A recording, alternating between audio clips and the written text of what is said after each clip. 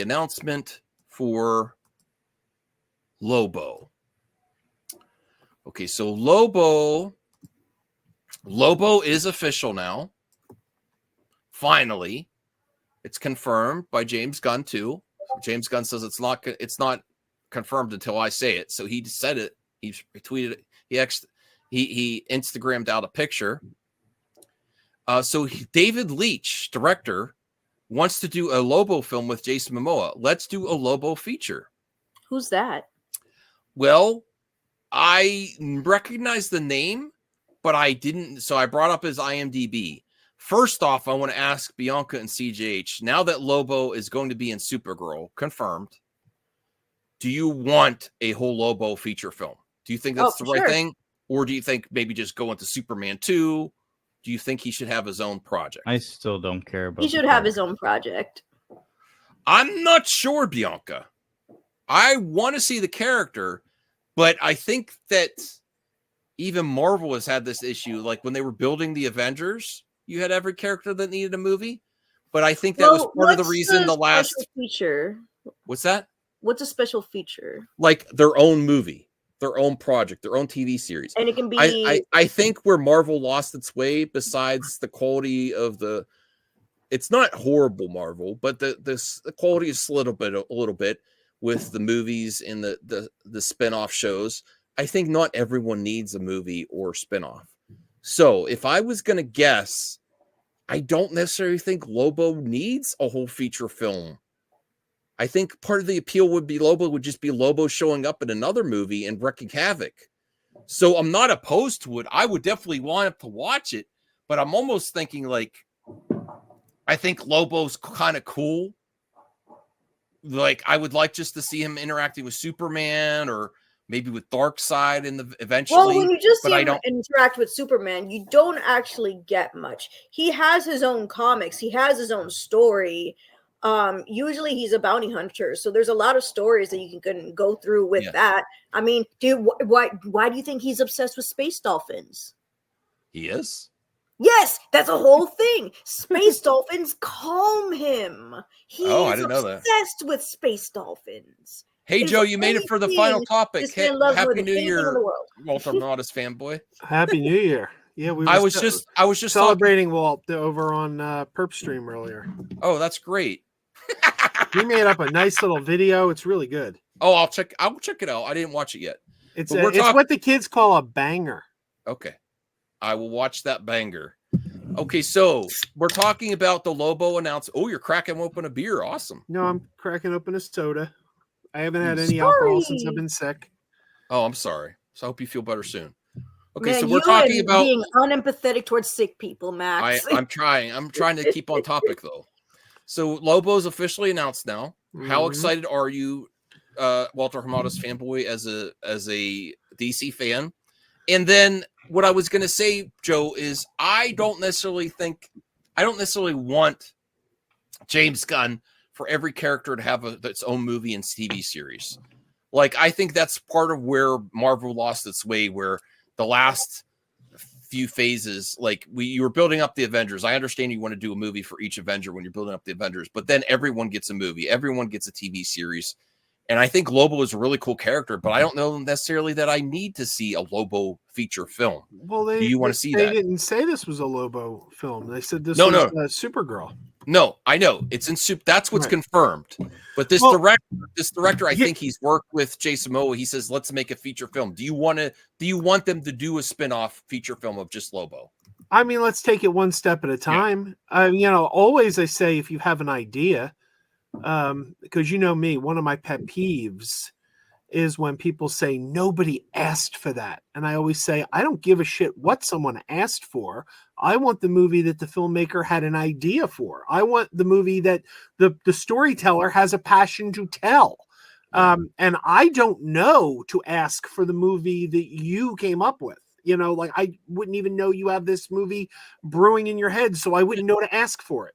Yeah, I understand. So you're saying we don't know the context where they want to tell, but I'm saying Lobo, there's enough material there that Lobo could support a feature. They have enough source material. He could. But I mean, let's take it one step at a time. I will say this. I was mentioning this yesterday. Lobo is a comedic character. Mhm. He always has been. He's a very comedic character, and all the I don't want jokes in my superhero movies. Like those people must be shitting their pants today because you're getting Lobo. Well, Degrassi said they might try to be like the DC's Deadpool with Lobo. Well, Like, I don't know. I mean, like, Lobo was there before Deadpool. No, I know. I'm just saying. Does anybody know? Like, just curious. Just question for the panel. No cheating from the chat because I know Degrassi knows. Does anybody know what book Lobo first appeared in? I don't know. Was the Omega Men. He first appeared in 1982 in the Omega Men. I didn't know he was in the original Omega Men. That's cool. Yeah, his costume, you wouldn't even recognize him. He wore like this. Can you find it? Brightly colored. Yeah, I could probably find it. Well, Joe, I understand we don't know the context of the story they want to tell, and we should be open to, if they decide to make it, go, let's give it a chance.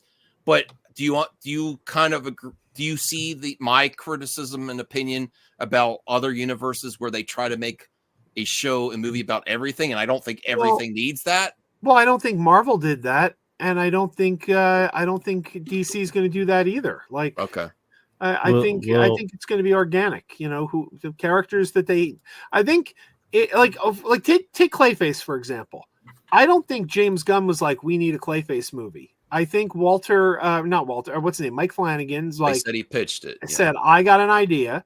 I think he listened to that idea and said, well, crap, that sounds cool. Yes, let's make that movie. So I think that's the way to go. I got it. Well, CGH, Bianca, what do you think about a whole Lobo movie? Do you think you want to see it? Will this character appear? Oh, sorry. Go ahead.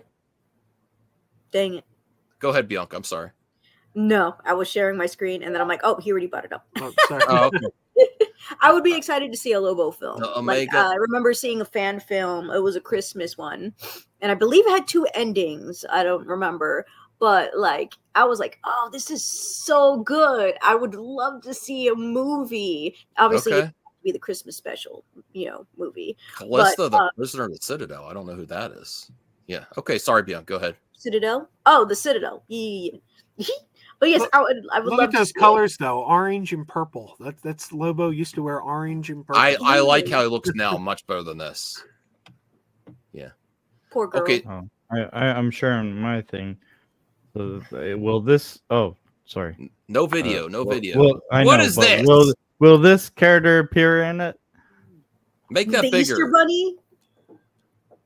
Or was he the time rabbit? Don't play it. What is this? This is the Lobo fan-made Make film. the maximum size from 2000 size CGH. The square. It's a square. Oh, I didn't know this existed. Yeah. The Lobo paramilitary Christmas special. Yeah, I believe he gets hired to kill Santa Claus. Yes. Okay, I don't want to see this. I'm sorry. I don't want to see Santa Claus.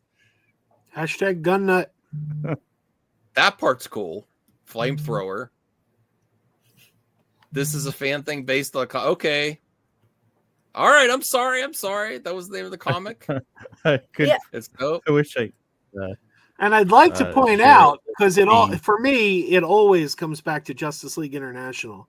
But it was Keith Giffen's run on Justice League International, my favorite comic book of all time, that brought Lobo into the spotlight again, because he created him for the Omega Men in the 80s. The character lied dormant for many, many years. He wasn't appearing in comics anymore. And then Keith Giffen brought him back into Justice League. And it was in Justice League that he reappeared. And that started the reign of Lobo that continues to this day. Mm-hmm. Oh my gosh, I forgot Lobo's famous made-up curse word, which is a combination of bastard and bitch. He says bastitch. Bastitch. Bastitch. Oh, wow. Let's go, bastitches. All right, that's interesting. Here's David Leitch adding Pride of Gypsies. Let's do a Lobo feature.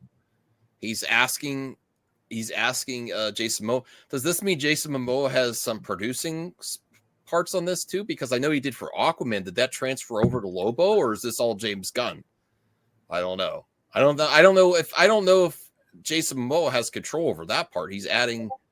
I know it's just for fun, and this is a director, but I wonder if he has producing credits too because of where he left off. I wonder if he thinks, like, if he doesn't have any credits at all, but he's wondering if Jason Momoa will say yes to further Gunn and Peter Safran's decision, since I'm pretty sure they most likely have not, decided or even thought about a Lobo movie yet. But if Jason Momoa says yes, then that might entice some things.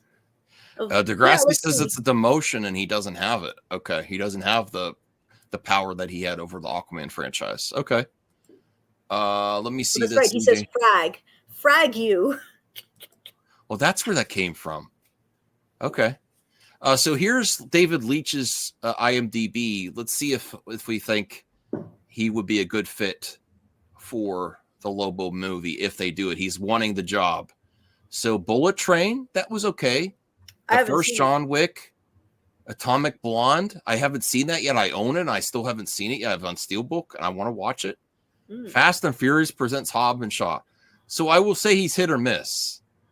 I've heard good things about Atomic Blonde. It said he did the first Deadpool movie too. No, the second Deadpool. Oh, he did the Fall Guy? No, producer. He's a producer. Okay. Executive producer. You're under his producer credits. If you go up and I thought I hit director. Okay. There you go. Oh, he did direct the Fall Guy. What do you know? Oh, there you go, Joe. And he directed Deadpool 2. Yeah, he's got a good resume.